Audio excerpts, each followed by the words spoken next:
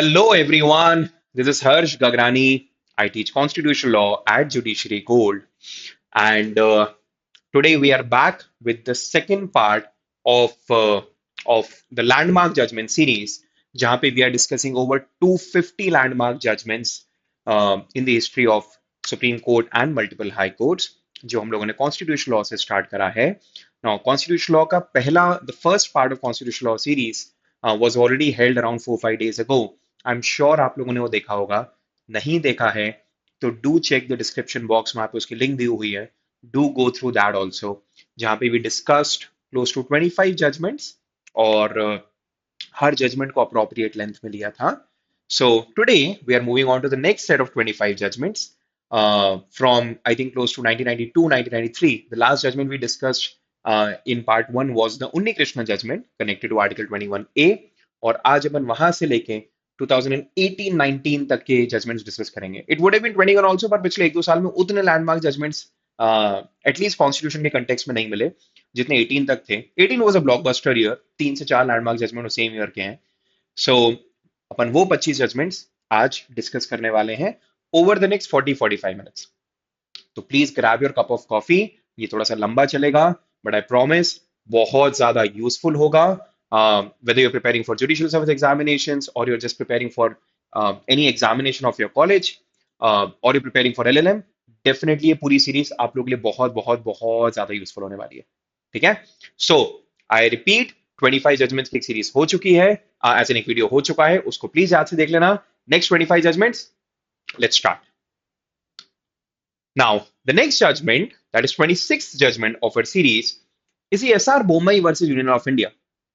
Now, Article 356 जिस time पे discuss हो रहा था in the constitution assembly, doctor B R Ambedkar ने कहा था that this article will remain a dead letter law. Mostly इस आर्टिकल के अराउंड कुछ खास होगा नहीं, एंड कभी वंस इन वाइल अगर उसको यूज भी करना होगा तो we are pretty sure that president will exercise absolute restraint. वो पूरी कोशिश करेंगे कि इसका मिसयूज कहीं से नहीं हो. सैडली ऐसा हो ना सका. पिछले 70 साल के अंदर article 356, that is state emergency और प्रेसिडेंट्स रूल, 100 के ऊपर बार यूज हो चुका है और बहुत केसेस में उसका यूज कम और मिसयूज ज्यादा हुआ है. This was one such case. SR Bommai was the chief minister of Karnataka at the time, जिस टाइम पर ये केस हुआ, उन्होंने केस फाइल करा. And this case was filed because state emergency was imposed in Karnataka, और उसका reason ये दिया गया था because there was large scale defections from his party. But SR Bommai को चांस नहीं दिया गया था अपनी मेजोरिटी प्रूव करने का in the legislative assembly of Karnataka. That is floor test का उन्हें कोई चांस नहीं दिया गया. Therefore, the matter ultimately went to the Karnataka High Court and later on to the Supreme Court. Supreme court ने article 356 के मिसयूज को रोकने के लिए यहां पर मल्टीपल गाइडलाइंस इशू करी थी. नंबर 1. नंबर 2, उन्होंने ये भी कहा था दैट प्रेसिडेंट का proclamation should be approved by both the houses of the parliament, that is Lok Sabha and Rajya Sabha. And number 3, possibly the most important and एक ऐसा पॉइंट जिसको बाद में मल्टीपल जगहों पे यूज किया, that article 356 is very much justiciable in nature, which means अगर state emergency कोई भी स्टेट में अगर ये एलिज्ड है कि फ्रिवलेस ग्राउंड्स पे लगी है तो उसको कोर्ट में चैलेंज किया जा सकता है. शायद कुछ लोगों को याद होगा, आज से 5 साल पहले उत्तराखंड में एक स्टेट इमरजेंसी लगी थी जिसको फाइनली हाई कोर्ट ने, I think Uttarakhand high court ने ही वहां से हटाने को कहा था और फ्लोर टेस्ट कराने को कहा था, all because of the SR Bommai judgment, right? So it's an extremely important judgment, especially in context of center-state relations, right? So that was the first judgment for the day. Let's move on to the second one, the Balaji Raghavan versus Union of India case. Now, Article 18, अपन सबको पता है, which is a part of Part 3, talks about abolition of titles. Article 18 में state कोई title नहीं दे सकता है accept academic and military distinctions. 1954 में पद्म award start हुए थे. पद्म विभूषण, पद्म भूषण, पद्मश्री एंड इन सबसे ऊपर भारत रत्न. बालाजी राघवन केस में यह कहा गया कि पद्म अवार्ड्स जो हैं they are titles within the definition of article 18, which means state को ऐसे टाइटल्स देने का कोई अधिकार नहीं है. सुप्रीम कोर्ट ने क्लैरिफाई किया कि ऐसा नहीं है, बिकॉज ये अवार्ड्स स्ट्रिक्टली मेरिट के बेसिस पे मिल रहे हैं और आर्टिकल 18 का जो रिस्ट्रिक्शन लगाया गया था वो मेनली उन टाइप के ऑनर्स के लिए लगाया गया था जो जनरेशन टू जनरेशन पास होते जाते थे. सो ये इन टाइप के अवार्ड्स को रोकने के लिए नहीं लगाया गया था. And it was held that they are not titles with the definition of article 18 and number one and number two they are not violating right to equality in any way. But yes, क्योंकि 1996 तक 1995 तक जब का ये judgement है तब तक ये काफी क्लियर हो गया था कि पद्मा अवार्ड्स बहुत बार पॉलिटिकल पॉइंट स्कोर करने के लिए भी दिए जाते हैं. That is why Supreme Court laid down detailed guidelines in this case before conferring the Padma Awards. Their guidelines are only for Padma Vibhushan, Padma Bhushan, and Padma Shri, and not for Bharat Ratna.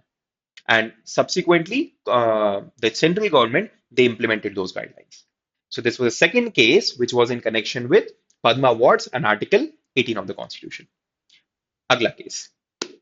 The D.K. Basu versus State of West Bengal case, possibly Indian human rights context में the rights of prisoners के context में possibly the most important judgment of the last 70 years.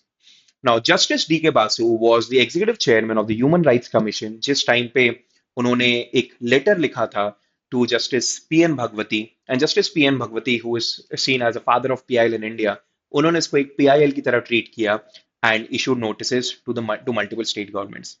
Now, यहाँ पे 12-point guidelines issue करी थी for which have to be followed by the police in all the cases of arrests or any kind of a detention. So the guidelines were issued by the Supreme Court in this case, and it was also held that the rights under Article 21 cannot be, they have to be guaranteed to anyone who is under detention. वो under trial हो सकता है, वो डिटेन्यू हो सकता है, वो finally convicted हो सकता है, but as long as any person is under detention, ये जो गाइडलाइंस है वो उनके ऊपर वो उनको फॉलो करनी पड़ेगी. उसके जस्ट पहले एक नीलबती बेहरा केस भी हुआ था which was again in the form of a PIL only, जहां पे कोर्ट ने वहां भी कुछ गाइडलाइंस ले डाउन करी थी, बट डी के बासु केस में सुप्रीम कोर्ट ने उन गाइडलाइंस को और स्ट्रक्चर्ड फॉर्म दिया. Okay, so extremely important case in context of Article 21 and Article 22 of the Constitution. चलिए, let's move on to the next case now, which is a Gyan Kaur case of Gyan Kaur versus State of Karnataka. Now, क्या article 21 के under right to life includes right to die? ये एक ऐसा question है जो legal fraternity में, legal circles में and even outside the legal circles में बहुत बार पूछा गया है. And over the course of time multiple courts के इसके अलग अलग इंटरप्रिटेशंस रहे. इसमें एक इंटरप्रिटेशन बहुत इंटरेस्टिंग सा था in the P Ratnam judgement.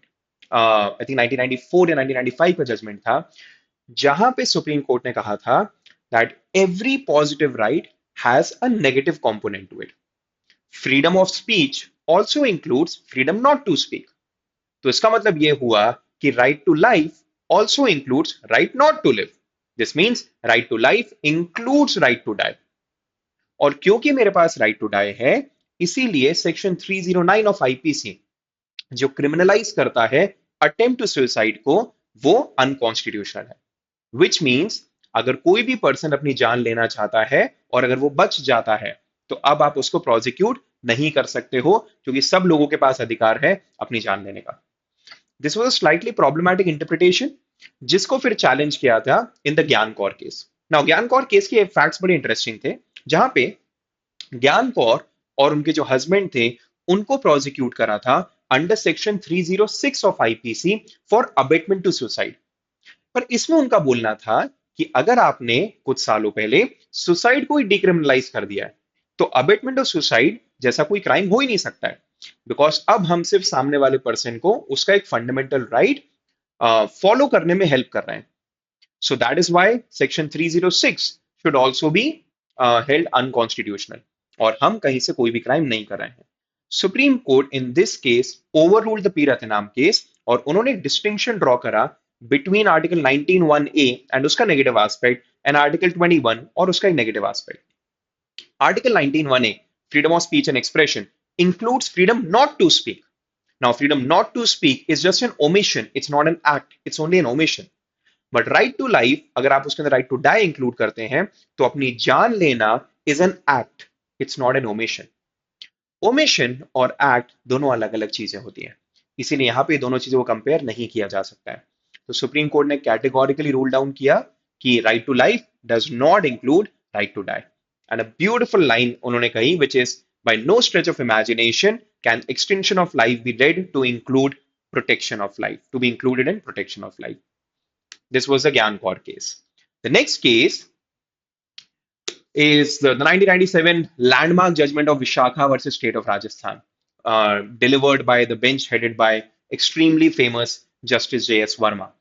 Now, the facts of the case initially were कि there was a social activist in Rajasthan जिनका नाम था भावरी देवी, और वो एक बार जिस टाइम पे वुमेन डेवलपमेंट प्रोग्राम के अंडर वो एक फील्ड टूर पे गई थी, वहां पे she was allegedly gang raped and multiple courts में जाने के बाद भी उनको जस्टिस नहीं मिला। उस टाइम पे मल्टीपल एनजीओ ने साथ में आके एक पीआईएल फाइल करी थी under the name Vishakha and this case became Vishakha versus state of Rajasthan. Supreme court ने इस केस में ओपाइन किया कि prevention of sexual harassment of women at work place, specifically इसके ऊपर आज कोई भी लॉ नहीं है। नाउ जब तक पार्लियामेंट इसके ऊपर कोई लॉ नहीं लेके आ जाता है तब तक हम अपनी गाइडलाइंस इशू करते हैं, और ये गाइडलाइंस सारी कंपनीज को फॉलो करनी पड़ेगी। So the Vishakha guidelines were laid down in the Vishakha versus state of Rajasthan judgment 1997 में। उसके 16 साल बाद पार्लियामेंट ने स्पेसिफिकली इसके ऊपर लॉ बनाया विच was the sexual harassment of women at work place prevention prohibition and redressal act 2013। So ultimately the act they replaced the guidelines जो Vishakha case में ले डाउन करी थी। So it's a landmark case in terms of women's rights. Let's move on to the next case now. Now 1976 में by 42nd amendment article 323A and 323B लेके आए थे जिससे cat को बनाया था which is Central Administrative Tribunal. Now tribunals का purpose था broadly एक तरीके से जो अपर कोर्ट्स या supreme court, high court, multiple courts में बहुत सारे केसेस के चक्कर में जो ये बिल्कुल क्लॉग हो गया है, वहां पे बहुत बहुत इंपॉर्टेंट केसेस वो नहीं सुन पाते हैं बिकॉज ऑफ बहुत सारे छोटे मोटे जजमेंट्स, उसको थोड़ा सा डिसेंट्रलाइज करना। But over the course of time certain provisions were introduced जहां से ये फीलिंग आने लगी कि ट्रिब्यूनल्स की पास अब पावर थोड़ी ज्यादा बढ़ने लगी है और वो एक इंडिपेंडेंट जुडिशियल सिस्टम क्रिएट करने लगे। तो ट्रिब्यूनल्स की कॉन्स्टिट्यूशनैलिटी को चैलेंज करा इन मल्टीपल केसेस और over the course of time उसमें बेंच बढ़ती गई and the case became L Chandra Kumar versus union of India. Now यहां सुप्रीम कोर्ट ने कहा even though article 323A and 323B are per se constitutional nature but tribunals can only perform supplementary role but not exclusionary role. वो अपने powers का use करते हुए supreme court and high courts को exclude नहीं कर सकते हैं। That's number one. The power of judicial review under article have been given under article 32 and 226 and it's a part of basic structure and tribunals वो power को नहीं छीन सकते हैं and tribunals would ultimately be under the high courts and even this is under the basic structure of the constitution. So the supervision of high courts over the tribunals is also a part of basic structure और वो भी नहीं छीना जा सकता है। So tribunals को लेके an extremely important case was the L Chandra Kumar case। चलिए अगले केस में बढ़ते हैं। आई एम श्योर ये 2017 में सब लोगों ने पेपर में पढ़ा होगा जब सोनू निगम ने मल्टीपल ट्वीट्स किए थे अराउंड अराउंड अजान एंड फिर बाद में वो बाल शेव कराने को लेके पूरी कंट्रोवर्सी हुई थी एक्सेट्रा एक्सेट्रा। बट उस टाइम पे कैलकाटा हाई कोर्ट का ये जजमेंट बहुत फेमस हुआ था, द मौलाना मुफ्ती सईद जजमेंट। इस केस में सुप्रीम कोर्ट ने कहा था that freedom of religion under article 25 it also has its own set of exceptions and azan is an essential religious practice in Islam but the use of loudspeaker is not an essential religious practice, it's not a part of azan.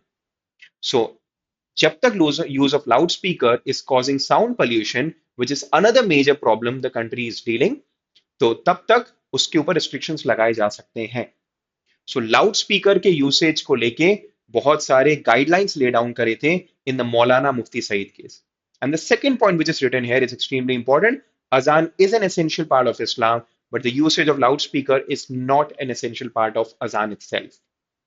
भूलना मत, extremely important case in context of article 25 of the constitution. ठीक है, let's move on to the next case now. पिछले video में याद होगा अपन ने दो केसेस करे थे which was the first and the second जजेस केस।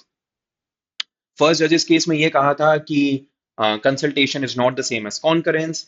इसका मतलब ये, SP Gupta versus union of India, इसका मतलब ये कि आर्टिकल 124 और 217 में जो प्रेसिडेंट सीजीआई से कंसल्टेशन लेते हैं उसमें उनको सीजीआई की बात मानना जरूरी नहीं है। फर्स्ट जजेस केस में कहा था ultimate deciding authority would be the president.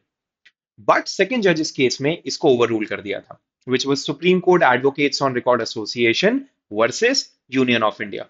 और कहा था कि कॉलेजियम होगा with CJI and two senior most जजेस and ultimately even though the president would finally be appointing the judges of Supreme Court and High Court, पर वो जो consultation लेंगे वो कॉन्करेंस होना चाहिए। In case of any kind of a clash between president and CJI, the opinion of CJI shall prevail। पर क्या वो CJI का खुद का ओपिनियन होगा? नहीं, CJI का ओपिनियन प्लस दो सीनियर मोस्ट जजेस का ओपिनियन, जिनको हम कलेक्टिवली कोलेजियम कहेंगे। इसको लेके कुछ डाउट्स थे, जिसको चैलेंज करा, जिस जो डाउट्स पूछे गए सुप्रीम कोर्ट से in a presidential reference in 1999। This was under the power given to the president under article 143 of the constitution. और so this was obviously known as the third जजेस case. और Supreme court ने इस case में कुछ important बातें बोली। सबसे पहली बात, कॉलेजियम के साइज को बढ़ा दिया गया फ्रॉम सीजेआई प्लस 2 जजेस टू सीजेआई प्लस 4 जजेस।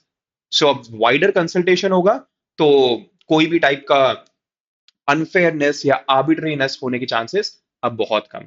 Number one, similarly consultation is still the same as concurrence, but concurrence would be of CJI plus 4 senior most judges। Generally speaking seniority जिसको एक rule की तरह फॉलो करते हैं in terms of appointments, अगर आप वहां से डिपार्ट कर रहे हो आपको रिटन एंड कोजेंट रीजन देना जरूरी नहीं है, बट आपको positive reason for recommendations should be given. So actually this point was slightly criticise, क्योंकि अगर आपने कह दिया कि रिटन रीजन देना जरूरी नहीं है तो आपने आर्बिट्रीनेस का ऑप्शन छोड़ दिया, which was later on challenged or alleged in the fourth judges case, जो अपन थोड़ी देर बाद देखने वाले हैं। So third judges case में कॉलेजियम का साइज CGI plus 2 से बढ़ा के CGI plus 4 कर दिया।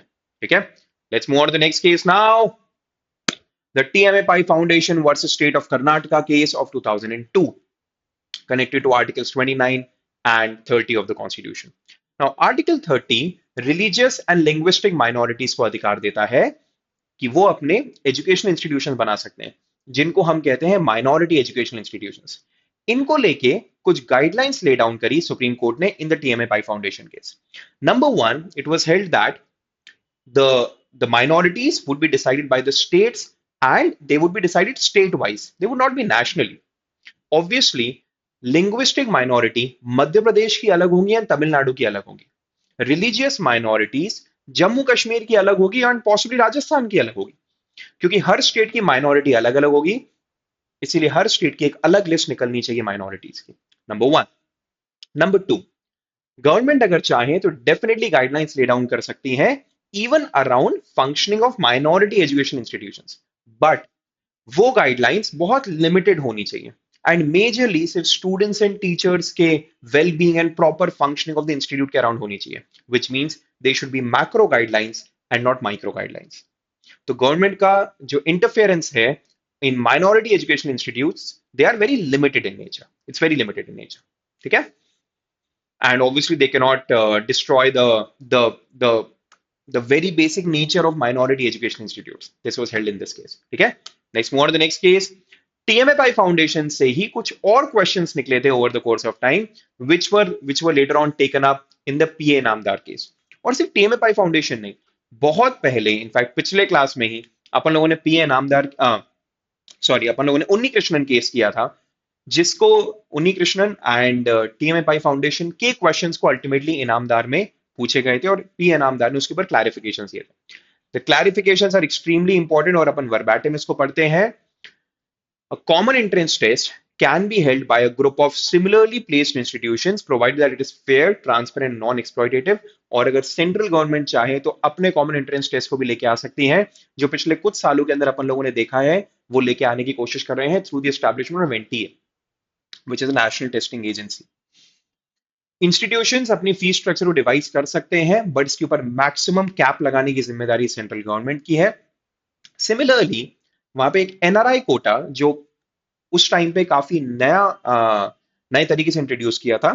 एनआरआई कोटा और एनआरआई स्पॉन्सर्ड कोटा और foreign nationals quota, they are very much legal, but 15% cross नहीं करना चाहिए। आज काफी nationals and private law schools में एनआरआई कोटा एप्लीकेबल है, so it can not cross the total 15% of the seats. This was held and clarified in the PA Inamdar case. Okay, let's move on to the next case now. The IR Coelho versus State of Tamil Nadu case. I remember when I was in the first year of my college, उस time पर मैंने इसके ऊपर एक बहुत deep में बहुत in depth study करी थी। एंड उस टाइम का it was a huge landmark judgment. So अब आईआर कोलो जजमेंट का बैकग्राउंड क्या है? 1951 में फर्स्ट अमेंडमेंट से 9 शेड्यूल ऐड करा था कॉन्स्टिट्यूशन में। पहले 8 शेड्यूल हुआ करते थे, 9 शेड्यूल ऐड करा फर्स्ट अमेंडमेंट से। और उसका रीजन ये था कि ऐसे लॉस जो मेनली एग्रेरियन रिफॉर्म्स के अराउंड के हैं, पर हो सकता है वो कोई ना कोई portion of the constitution, specially article 19(1)(f) जो उस टाइम पे था, आर्टिकल 31 को वायलेट करें, वो उनको 9th शेड्यूल में डाल देंगे। And any law which is inserted in the 9th schedule would be outside judicial purview. Judiciary उनको रिव्यू नहीं कर सकता है। And this was validated by the judiciary also. So, but शुरू में 9th schedule का जो पर्पस था, that was majorly around laws which are connected to agrarian reforms. Over the course of time, दो चीजें हुई। नंबर वन, वहां पे गवर्नमेंट ने एग्रेरियन रिफॉर्म्स के अलावा और भी लॉज को इंसर्ट करना चालू कर दिया, और इतने सारे लॉज इंसर्ट हो गए कि आज 9th शेड्यूल में 284 लॉज हैं, जिसमें से कुछ हैंडफुल लॉज ही एग्रीरियन रिफॉर्म से कनेक्टेड है। नंबर टू, इनफैक्ट तीन चीजें। नंबर टू, 44th अमेंडमेंट से आर्टिकल 19(1)(f) को हटा के आर्टिकल 300A लेके आ गए, एंड राइट टू प्रॉपर्टी वैसे भी अब फंडामेंटल राइट नहीं बचा। तो अ part of the problem was solve through that also.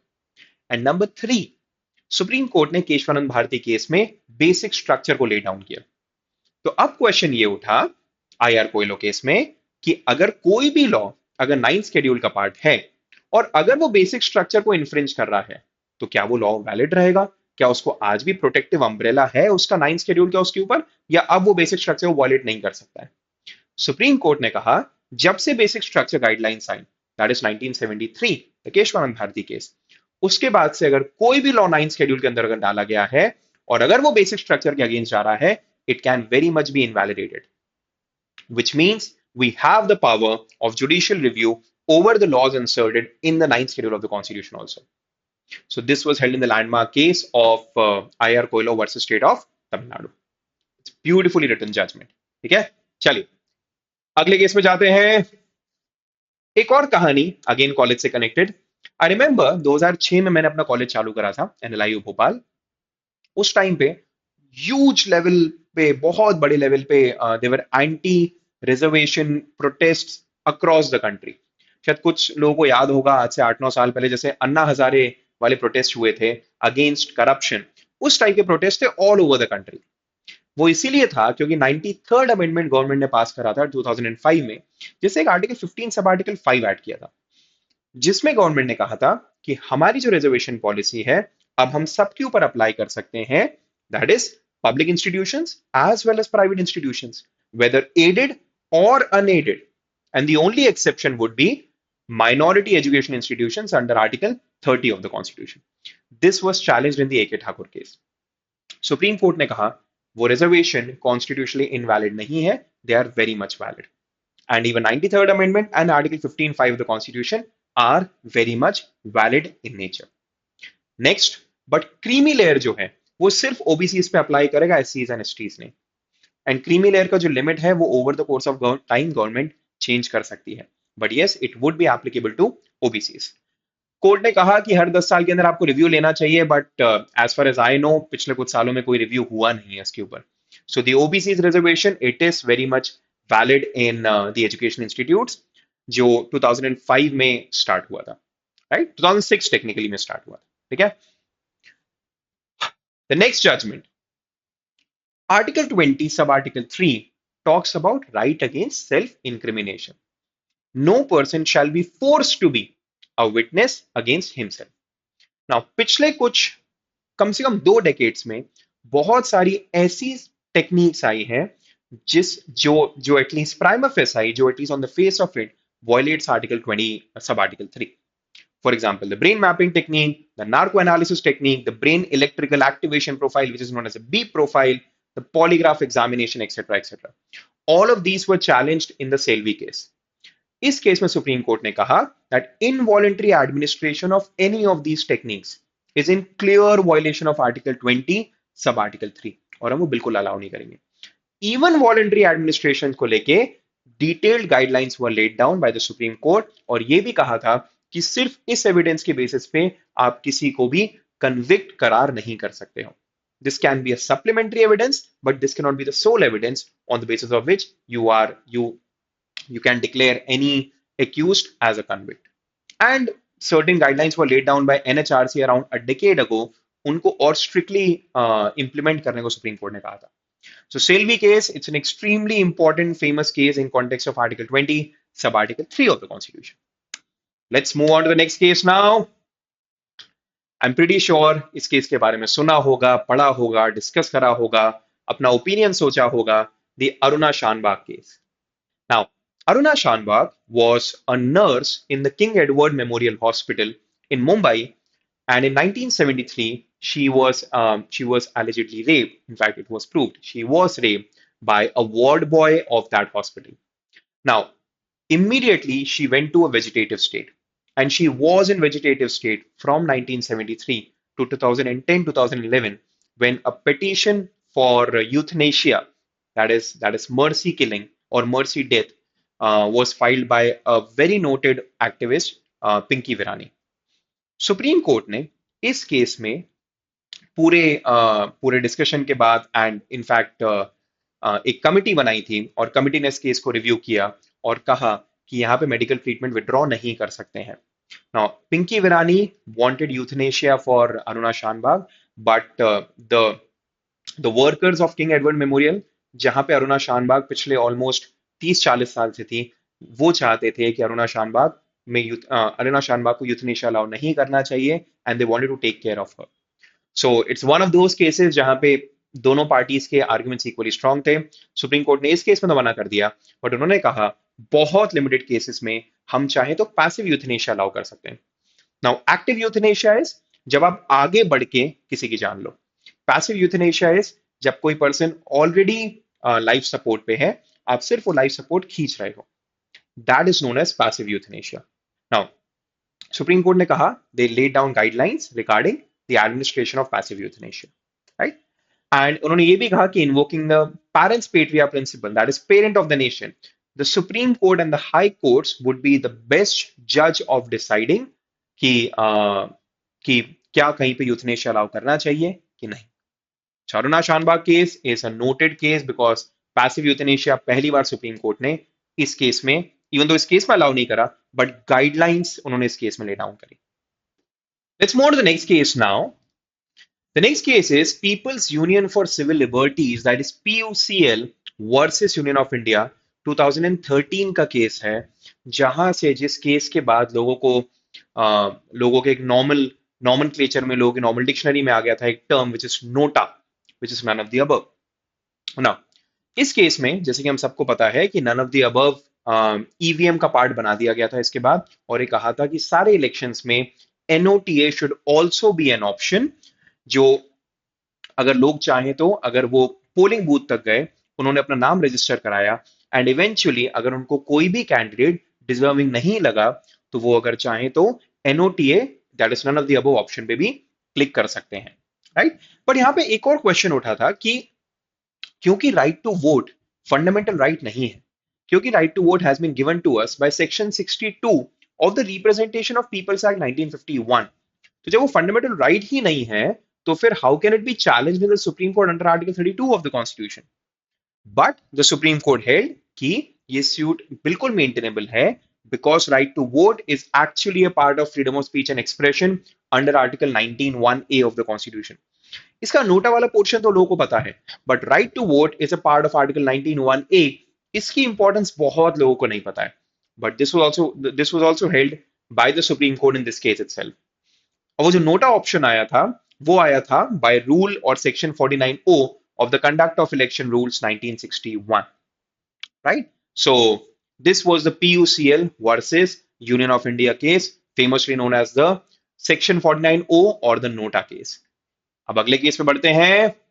The next is Nalsa versus Union of India 2014 case, an extremely important and landmark judgment and a watershed moment in the history of the rights of the third gender.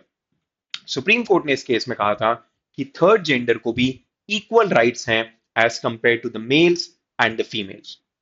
और इसी judgement का impact था कि बहुत forms में, बहुत जगहों पे, ट्रेन की टिकट बुक करते टाइम, कॉलेज में अप्लाई करते टाइम, बहुत जगहों पे मेल, फीमेल और एक थर्ड ऑप्शन आ गया था which was of third gender. So the government also was also instructed to provide even reservation because उनको कंसिडर किया था थर्ड जेंडर को as an SEBC, which is socially and educationally backward class, but sorry, economically backward class, but इसके around अभी तक reservation start नहीं हुआ है. राइट? सो थर्ड जेंडर वाला केस था the case of NALSA versus union of India. Let's move on to the next case now. An extremely famous case of Shreya Singhal versus Union of India. इस case का genesis ये था कि दो लोगों को जिन्होंने सोशल नेटवर्किंग प्लेटफॉर्म पे क्रिटिसाइज किया था of the band which was called by Shiv Sena after the death of Bala Saheb Thackeray, और वो जो क्रिटिसाइज उन्होंने किया था इस पर उन लोगों को पुलिस ने अरेस्ट किया था under section 66A of IT act 2000. Now section 66A एक बहुत ही लूजली वर्डेड, जेनेरिकली वर्डेड और वेगली वर्डेड सेक्शन था, और इसके चक्कर में सक्सेसिव गवर्नमेंट्स अपना पॉलिटिकल उल्लू सीधा करने के लिए अलग अलग लोगों को इसके अंडर अरेस्ट करती रहती थी, which was obviously infringing Article 19(1)(a), which is freedom of speech and expression. इसको challenge करा गया in the Supreme Court by an advocate whose name was Shreya Singhal. और Supreme Court in this case held Section 66A of the IT Act to be unconstitutional and violative of Article 19(1)(a) of the Constitution, which is freedom of speech and expression. But यहीं पर ही एक और challenge करा था Section 69A of the IT Act. शायद बहुत नहीं पता होगा इस सेक्शन के बारे में, पर यह जरूर पता होगा कि पिछले साल 59 चाइनीज एप्स को बैन किया था इंडियन गवर्नमेंट ने, इसी सेक्शन के अंडर किया था. या अभी कुछ महीनों पहले ट्विटर को जब किसान रैलीज चल रही थी, बहुत सारे पोस्ट को स्ट्राइक डाउन करने को बोला था, हटाने को बोला था. This was under this section itself, but government ने इस सेक्शन को सुप्रीम कोर्ट ने इस सेक्शन को कॉन्स्टिट्यूशनल कहा था, but section 66A was held as unconstitutional and that was struck down. Rule of severability उसके अंडर सिर्फ उसको हटा दिया था, बाकी IT act was perfectly constitutional in nature. तो Shreya Singhal case connected to section 66A of the IT act which was held as unconstitutional. अगले case पे बढ़ते हैं. जजेस केस की कहानी अपनी खत्म ही नहीं हो रही है, बट अपन इस स्लाइड से खत्म करते हैं, व्हिच इज अ फोर्थ जजेस केस. फर्स्ट जजेस केस SP गुप्ता, सेकंड जजेस case SCAOR association versus union of India, third judge's case, a presidential reference, and the fourth judge's case, again SCAOR Association versus Union of India. हुआ ये, इसके just पहले parliament ने 99th amendment pass किया, and 99th amendment से parliament ने add करा article 124A of the constitution, जिसमें उन्होंने एक नया सिस्टम एस्टैब्लिश किया of a collegium, of an NJAC, which is National Judicial Appointment Commission. NJAC would have a total of 6 members: the CJI, 2 senior most judges, law minister, and 2 eminent personalities. और ये मिलकर decide करेंगे the judges of Supreme Court and the High Courts. So जो बहुत पुरानी लड़ाई चल रही थी कि प्रेसिडेंट ऊपर या CJI ऊपर, जिसमें शुरू में प्रेसिडेंट ऊपर थे, बाद में कॉलेजियम के थ्रू CJI ऊपर हो गए, उन्होंने कहा लड़ाई को खत्म करते हैं, सबको साथ में बिठाते हैं, कुछ इंडिपेंडेंट लोगों को भी लेके आते हैं, एंड अपॉइंटमेंट उस बॉडी से करवाते हैं, which is the NJAC. Supreme court ने कहा बिल्कुल नहीं. If you think that there is something wrong with the collegium, आप हमें बताइए, हम कॉलेजियम को सही करेंगे, बट आप पर से कॉलेजियम सिस्टम को कॉन्स्टिट्यूशन से नहीं हटा सकते हैं. So the collegium system was reinstated and NJAC जो पार्लियामेंट लेके आया था उसको अनकॉन्स्टिट्यूशनल कर दिया था इन द फोर्थ जजेस case. And the primacy enjoyed by collegium in the appointment of Supreme Court and High Court judges, even that was held to be basic structure of the Constitution, which means Parliament उसके साथ interfere नहीं कर सकता. So this was the 4 जजेस case जिसमें 99th amendment and JAC was held as unconstitutional. अगले केस में बढ़ते हैं। Then extremely famous K S Puttaswamy case versus union of India. Now ये ओरिजिनली ये जो केस था, इसमें आधार एक्ट को चैलेंज किया था, पर सुप्रीम कोर्ट ने कहा हम आधार एक्ट की कॉन्स्टिट्यूशनैलिटी पे तब तक डिसाइड नहीं कर सकते जब तक हमें ये नहीं डिसाइड कर लें कि क्या राइट टू प्राइवेसी लोगों का फंडामेंटल राइट है कि नहीं। नाउ इसके पहले दो केसेस थे। One was the MP Sharma case of 1954, an 8 जज bench case, and Kharak Singh case of 1962, a 6 जज बेंच केस। और दोनों केसेस में सुप्रीम कोर्ट ने कहा था that right to privacy is not a fundamental right. That is why in the KS Puttaswamy case, a 9 judge bench was formed, और उन्होंने कहा right to privacy is guaranteed under Part 3 of the Constitution, which means it is very much a fundamental right. So right to privacy was connected to Article 14, 19, 21 and Article 22 of the Constitution. And eventually, जिस judgment को अपन अभी थोड़ी देर बाद देखने वाले हैं, this also paved way of the decriminalization of homosexuality in the Navtej Singh Johar case. So K.S. Puttaswamy case, an extremely important landmark judgment, जिसमें कहा था right to privacy is a fundamental right. K.S. Puttaswamy case ने case को overrule भी करा था, जो अपने पिछले क्लास में पढ़ा था। Can anyone please write down? Can anyone please tell me कौन सा केस था वो? Please write down in the comment section below. अगला case, the Shaira Bano versus Union of India case. Now we also did the Shah Bano case, but Shaira Bano case was connected to talaq e biddat or triple talaq. Now triple talaq is it's an triple talaq में एक husband अपनी wife को तलाक दे सकता है सिर्फ 3 बार तलाक तलाक तलाक बोल के, even without her consent. Now this was challenged by Shayara Bano in the supreme court, and Supreme court ने कहा दैट ट्रिपल तलाक और talaq e biddat is not an essential religious practice and it's not protected under Article 25, which talks about freedom of religion. And therefore, it was held to be unconstitutional. उसके 2 साल के बाद the parliament also passed the Muslim Women Protection of Rights on Marriage Act 2019, जिसने triple तलाक में एक level आगे जाके उसको क्रिमिनलाइज कर दिया। सुप्रीम कोर्ट ने सिर्फ उसको अनकॉन्स्टिट्यूशनल कहा था, but the act criminalised triple तलाक। So triple talaq was held as unconstitutional in which case? In the Shaira Bano case, 2017. Let's move on to the next case now. The Indian Young Lawyer Association versus State of Kerala, famously known as the Sabrimala Temple case. 2006 में 6 women ने who belong to the Indian Young Lawyer Association, उन्होंने एक petition file करी थी in the Supreme Court contending that the Sabrimala Temple, which belongs to Lord Ayyappa, वहां पे women के ऊपर, मेंस्ट्रुएटिंग विमेन के ऊपर बिटवीन द एज 10 and 50, उनके ऊपर जो रिस्ट्रिक्शन है under rule 3B of the Kerala Hindu Places of Public Worship Act, that is unconstitutional in nature. Ultimately, the case was decided in 2018 by a 5-judge bench.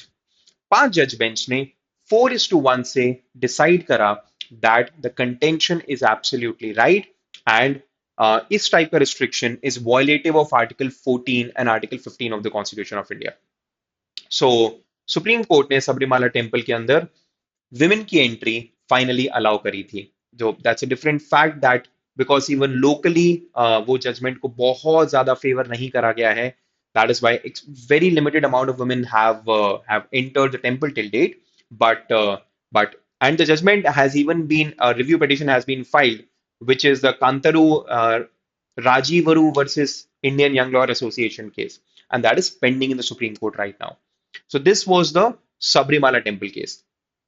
The next case is Common Cause versus Union of India. Now this was connected again to Article 21 and right to die. और Supreme Court ने इस case में कहा था that right to life includes right to die with dignity.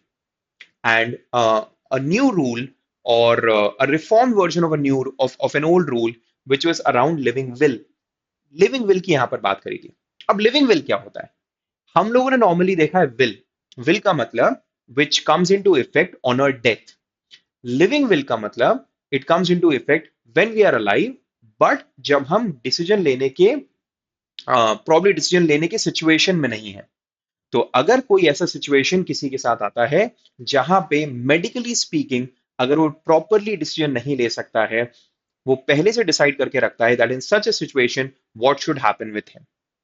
So it can be connected to organ donation, it can be connected to the cost जो उसको सही करने के लिए जो cost bear उसके ऊपर होनी चाहिए, etc. etc. It can be connected to various surgical procedures कि वो किसको लेके allow करेगा, किसको नहीं करेगा, etc.